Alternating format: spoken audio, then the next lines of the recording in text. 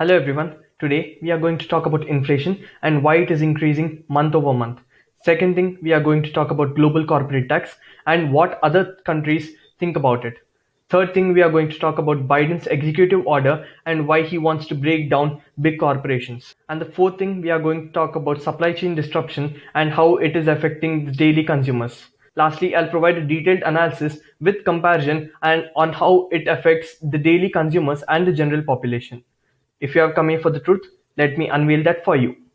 June consumer prices likely rose sharply again as economy rebounded. US consumer prices likely continued to climb swiftly in June as the economy recovery gained steam and demand outpaced the supply of labor and materials. Economists surveyed by the Wall Street Journal estimate that the Labor Department will report the consumer price index increased 5% in June from a year ago, matching May's increased and continuing the highest 12-month rate since 2008. The so-called core price index, which excludes the often volatile categories of food and energy, likely rose 4% from a year before, they estimate. The index measures what consumers pay for goods and services, including clothes, groceries, restaurant meals, recreational activities, and vehicles. Economists also think it increased seasonally adjusted 0.5% in June from May. Consumers are seeing prices rise from numerous reasons as the economy recovery picks up. Richard F. Moody, chief economist at Regions Financial Corp, said the main driver of June inflation was booming demand that outpaced the ability of businesses to keep up. Another factor, he said, was the recovery in prices for air travel, hotels, rental cars, entertainment, and recreation, all services hit hard by the COVID 19 pandemic. Everything feels more expensive because it is. Why are prices going up? Used cars, gas, and groceries seem more expensive because they are. If you haven't noticed it in your day to day life, you have at least seen it in the headlines. From flights to lumber to chicken wings, prices are higher for many goods and services across the economy.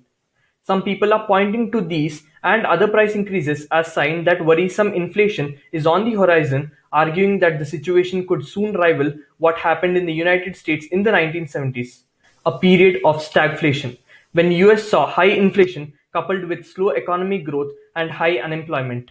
But many economists and policymakers, including the chair of the Federal Reserve, think it's likely transitory and that the economy might still be running a little too hot right now. They say it will likely cool down as some of the post pandemic bottlenecks and imbalances work themselves out.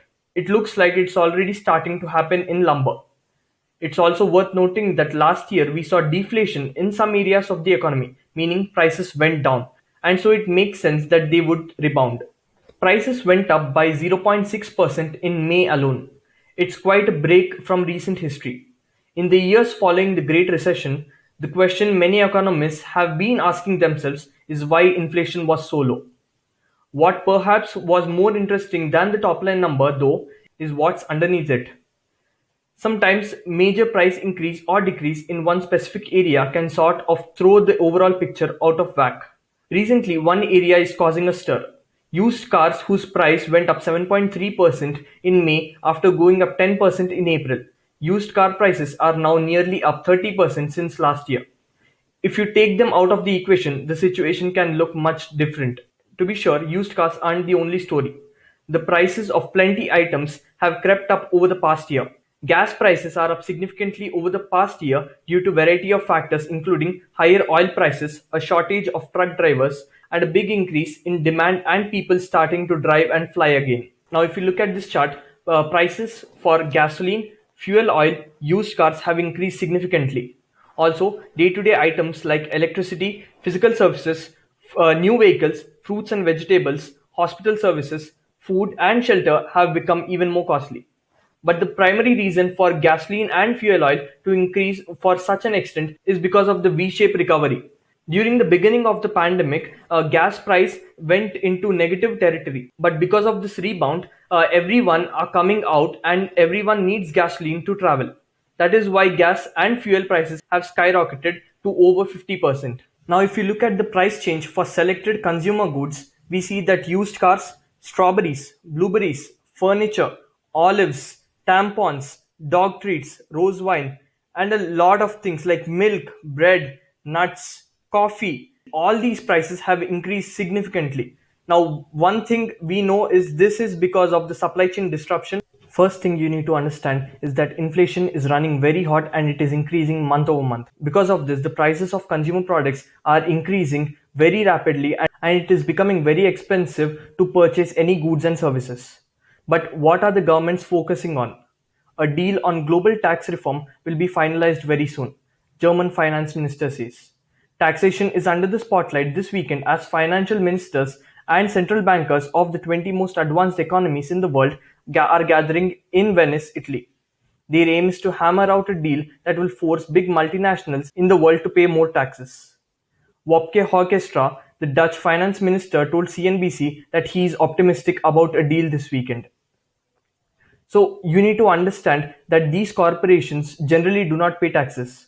Generally, taxes are paid only on the profits that these corporations make. But these profits are generally redistributed or reinvested into their own company in the form of R&D, or they are paid to their shareholders in the form of dividends. But if these governments impose a minimum 15% global taxation, their profit margins will be reduced. So to recover these profit margins again to the previous level, these corporations need to increase their prices. Now, because of increasing these prices, it will indirectly hit the consumer, and this time the situation will be very different because it is coupled with inflation and a natural increase in prices from the corporations. So just think about it. President Biden has a different approach towards taxation of these corporates. Biden reportedly open to keeping corporate tax rate at 21%. But there's a catch. In a major new offer to the GOP, President Biden on Wednesday suggested his flagship infrastructure package could be paid with a new 15% minimum tax rate aimed at companies that pay little to no taxes rather than a hike of the corporate tax rate to 28%, the Washington Post first reported Thursday, citing one person familiar with the matter. The offer reportedly came during a meeting between Biden and Senator Shelley Moore Capito, who has been negotiating with the White House on behalf of the GOP in search of a bipartisan deal of an infrastructure package. During that meeting, Biden proposed a compromise package worth about $1 trillion dollars in new spending. Multiple outlets reported that's less than half of its original $2.2 trillion dollars proposal, but significantly larger than the GOP's first counteroffer, which included just $257 billion dollars in new spending. Raising the corporate tax to 28% was one way Biden proposed paying for his American Jobs Plan, which is designed to revitalize the nation's physical structure and manufacturing sector in addition to focusing on clean energy and job creation. Biden has been adamant that the package be entirely paid with the tax hikes, but in general, Republicans and many big businesses are opposed to raising taxes. What we don't know: whether congressional Democrats will attempt to pass Biden's infrastructure bill this summer without any Republican vote if Biden's talk with the GOP fall through. It's possible Democrats will attempt to use a special budget process called reconciliation, the same method by which they passed the $1.9 trillion dollars American Rescue Plan in March to pass the initiative, but that method may be fraught. The Senate parliamentarian and official who advised that the Chamber on Rules and Regulations issued new guidance last week that suggested reconciliation could only be used in extraordinary circumstances. Biden's plan to make stuff cheaper. The president's big antitrust push could impact how much you pay for plane tickets and prescription drugs. President Biden issued a sweeping executive order on Friday, making the case to Americans that companies from multi industries have become too big and too powerful, and federal intervention is needed to bring competition back to the marketplace in order to drive prices down. The executive order on promoting competition in the American economy represents a slight shift for the Biden administration, which has lately focused its antitrust attention on big tech. Last month, Biden appointed tech antitrust expert Lina Khan to be the chair of the Federal Trade Commission, which, along with the Department of Justice, is responsible for enforcing antitrust laws. The order addresses several issues with major tech companies and alleged anti-competitive behavior, calling for more scrutiny of mergers and acquisitions that certain tech companies might pursue in order to remove competitors from marketplace. The new executive order also asks the FTC to establish rules over the collection of user data, which many big tech companies rely on for revenue, which Congress has consistently failed to pass laws to regulate. People like to pay less for things, and lower prices have historically been interpreted as beneficial to the consumer. That's basically what antitrust laws are for, to protect consumers.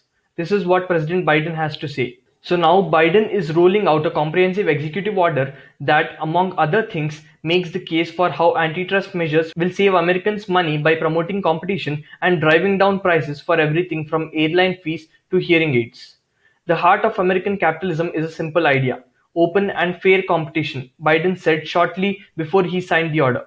That means that if your company wants to win your business, they have to go out and they have to up their game, better prices and services, new ideas and products. The next article is about supply chain disruption and how it is affecting the economy. Supply chain disruption affecting store construction or remodels. Supply chain disruption, including orders for store equipment and hardware, and filling open positions were a major challenge for convenience stores in the second quarter, with no let-up in sight. 39% of C-store retailers said there were significant levels of disruption across the supply chain during the second quarter of 2021, and 86% reported that at least 10% of their orders were disrupted. Compounding inventory second quarter challenges, 76% of retailers said it was difficult to fill available positions. Only 2% of retailers surveyed said that they did not face hiring challenges. The supply chain disruption included equipment. 79% of retailers said they experienced delays with store equipment hardware deliveries this year, and 41% said they postponed store equipment orders or new store construction or remodel projects because of supply chain delays. Beverages were another big challenge in the second quarter, with 72% of retailers reporting supply disruption of packaged beverages and 67% reporting supply challenges with beer. Confidence among convenience retailers and suppliers that improvements are coming is low. Only 25% of retailers and 27% of suppliers said they were confident that supply disruption will improve in the second half of the year. Now, before we get into the next article, I just want to show you the unemployment rate that is present in the United States right now. It is right now at 5.9%.